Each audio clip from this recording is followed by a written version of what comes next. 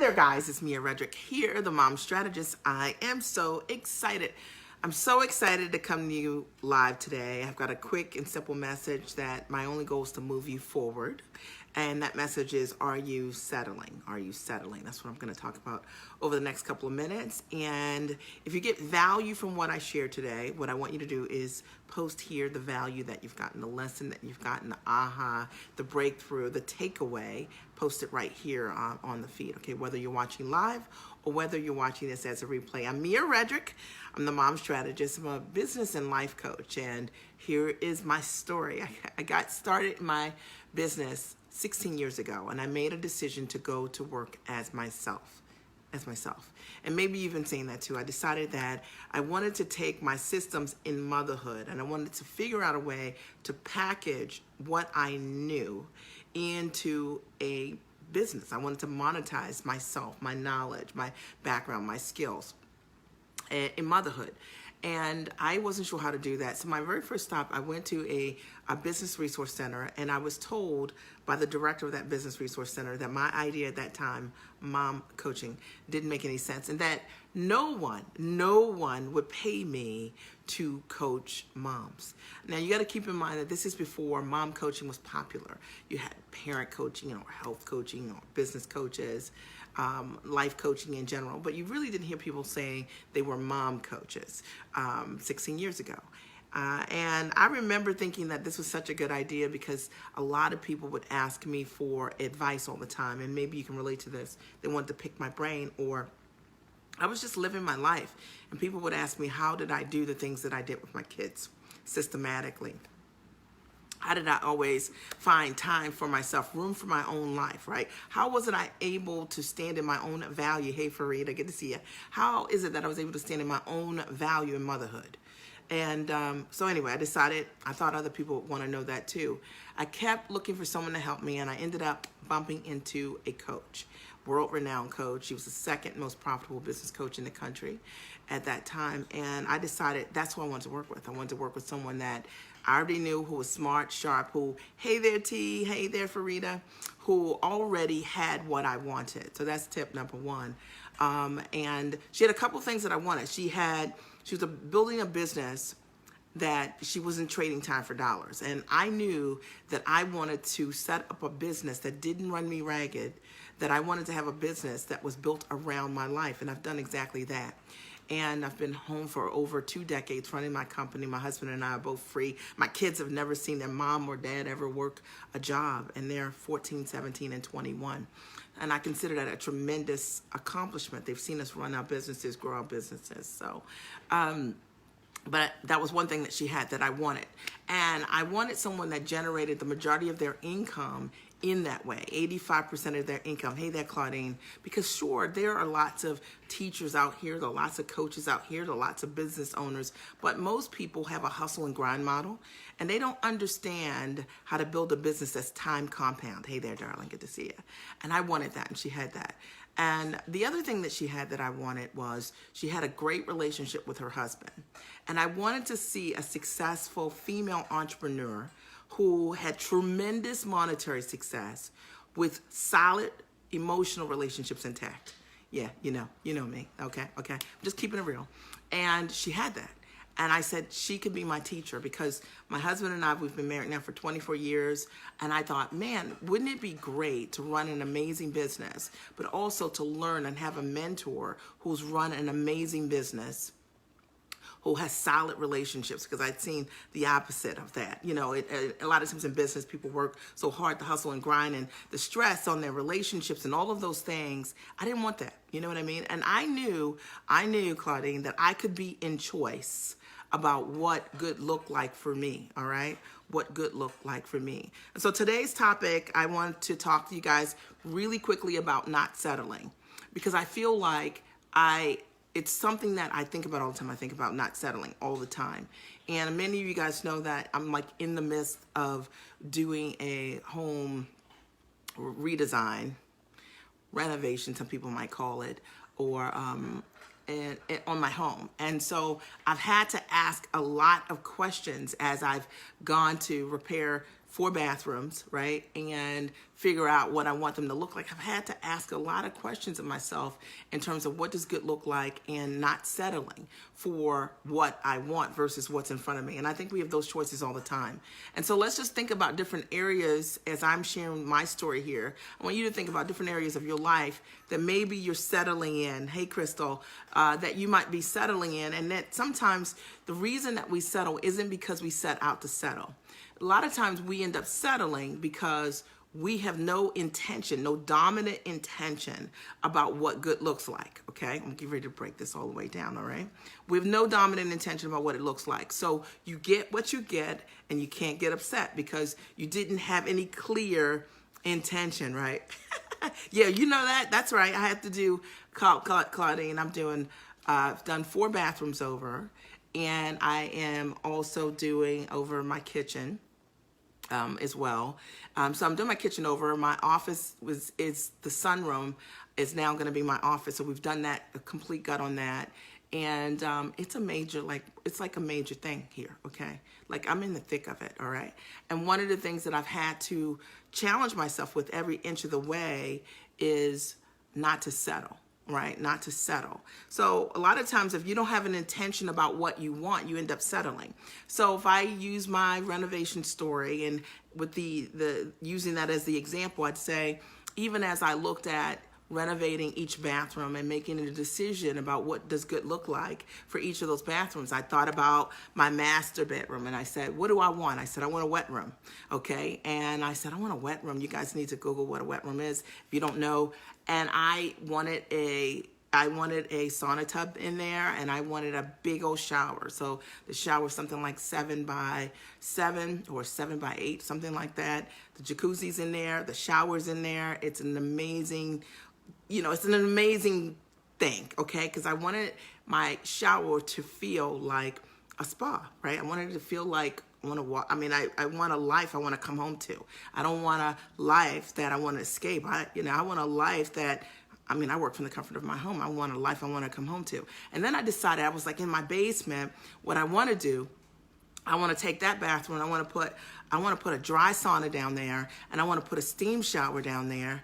And so that's what I did, right? So they're building the dry sauna, putting all of the things, the cedar we've gotten from this great place in Canada. And I just started thinking about setting an intention for what my vision is, my highest vision.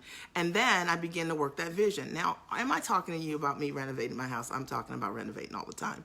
However, I want you to get this point, that if I didn't have a dominant intention about what I wanted to create for myself, what I wanted to experience every single day, then I would just create a bathroom. I would just go get tile, you know what I mean, and toilets and sinks, or I could create an experience. It's the same work, okay? But the difference is the intention, and I want you to understand that where you are right now, my dog, come on, quit that. Where you are right now is a direct result of your intentions. Now, you might look at it as, I'm thinking about it as it relates to renovation right now, because I have to make great high choices for myself that I have to live with. But the truth of the matter is, if I think about it, even as it relates to my marriage, right, what I do, I can set the same high intentions for my marriage. I think a lot of you guys know, just, was it 2 weeks ago, Pat and I went to this awesome, hey there, Rashonda, marriage. Well, Pat probably would call it a boot camp, but it really wasn't a boot camp, but Pat probably would call it that. But we went to this marriage workshop based on the Imago theories on how to grow your marriage, how to have greater communication as a couple, giving us new tools, right? Like keeping things, elevated. We've been married for 24 years. So you can set an intention for whatever the experience is in your life that you want to create. It could be your body. A lot of you guys, if you're in my private community, I just left the gym a little bit ago with my trainer. Oh my God. Okay. I love him. Okay. I love him. I love him.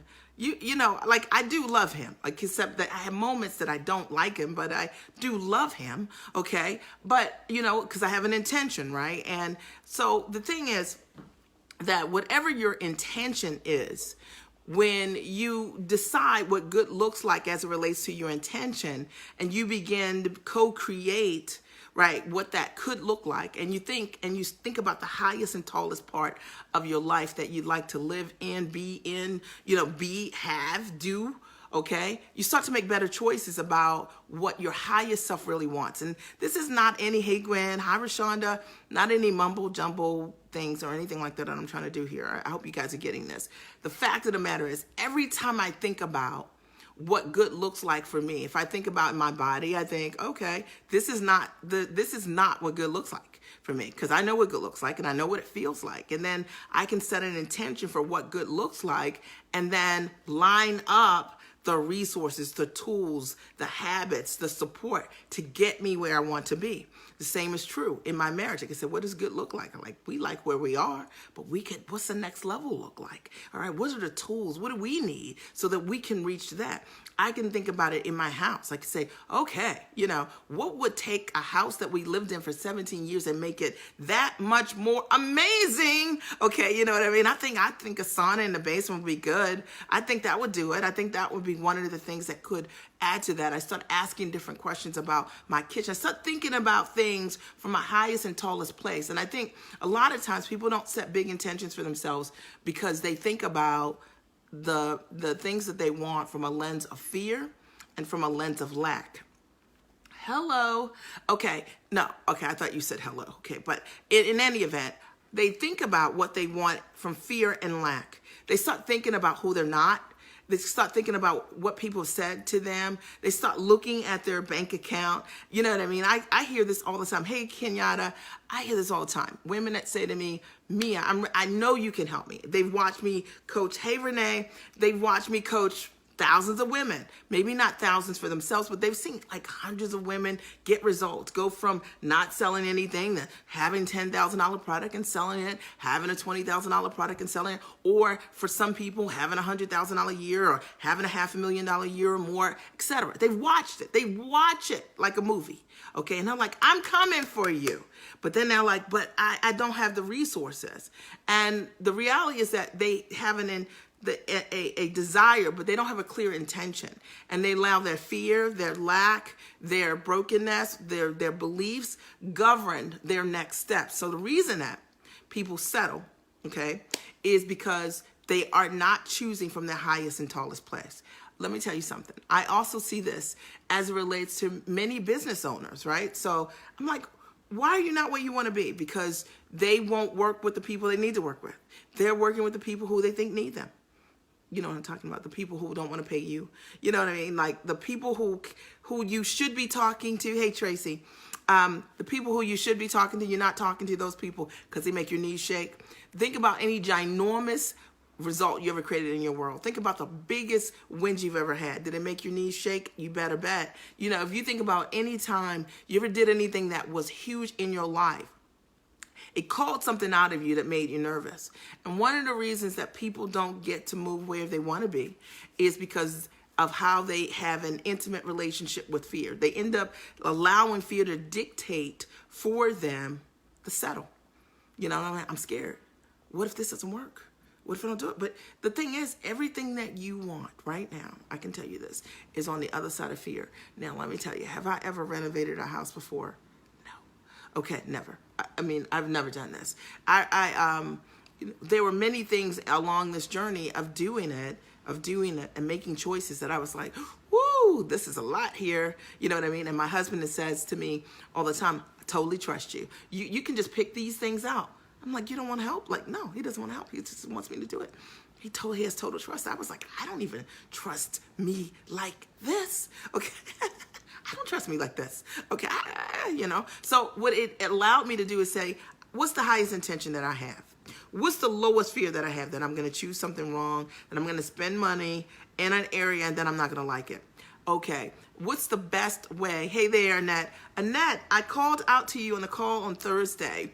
So I want to make sure that you're on those calls or that you're listening to the replay, okay? And I want to make sure that I choose powerfully. So there's a way to do that, right? It's called get a designer. It's called get a coach for the house, okay? And there are people who can help you meet your vision. I remember sitting down with the people, the design people for the tile, and helping me pick those things out. And something that seemed like, okay, all this tile has got me dizzy. It's got me feeling so crazy right now. That's how I was feeling, right? And then I sit down with the tile designer. You guys like that, didn't you? Right? And I'm sitting down with the tile designer, and she's like making this not crazy. She's like, it's her work of art. Like, she's like, I'm telling her what my vision is. I'm telling her what my colors are that I see. I just don't know when I look at 3,000 pieces of tile how to find it in the store. And she's like, no problem. She starts to slowly bring these things and takes my vision and lays my intentions right in front of me. And I'm like, that's it. You got it. Okay, so I want you to understand this, that if you decide that you're settling in any area of your life, your body, your mind, your relationships, your health, or whatever it is, it's a choice. And it likely is a choice based on the lowest part of yourself, probably fear speaking to you, probably this piece of you that's feeling like I don't have the time to do it, some belief you have, I don't have the money to do it, it might not work for me, whatever, okay? And if you want to change your life and not settle, you have to challenge those fears with action, okay? Because once you have a different belief, like when you do a different action, and you can no longer believe what you were believing. For example, I remember going into this tile store, like I said, 3,000 pieces of tile. And I'm like, wow, that's a lot, okay? This is kind of daunting, people. And then I had a belief that this was going to be hard, right? To design each of these bathrooms, figure out what I wanted to do. And I remember my husband saying, so much fun, right? And I was like, fun when you don't pick out tile, right? Like, that's fun. Like, it's kind of overwhelming. Like, really? Like, okay. Until I got the help I needed. And instead of me sitting with what I didn't know how to do or didn't have the expertise for, I started working with someone, the designer, and she just laid it all out for me. And instantly my vision was happening and I was feeling excited. And I had a different belief about whatever it is that I had thought before. So if you want to change how you're feeling about some stuckness, if you want to call it that, hey, Dolores, if you want to change that, you got to change you got to take an action. It wasn't until I went to the store that I met the woman who was a consultant who began to help me craft my vision and make that vision a reality. But if I didn't take the action of going to that store, if I stayed with the belief, you know what I mean, that if I stayed with the belief that, oh my gosh, this is going to be daunting. How in the world would I possibly do this? How can I do this and like live my life, right? How is this going to be possible? Then none of it would have been a reality. And I'm so grateful that I did challenge it. Farida writes, currently doing some pitching, which is pretty scary and exciting. It's exciting because it allows you to be on that other side of where you want to be. And I know a lot of times, particularly Farida, I honor you so much. You're amazing.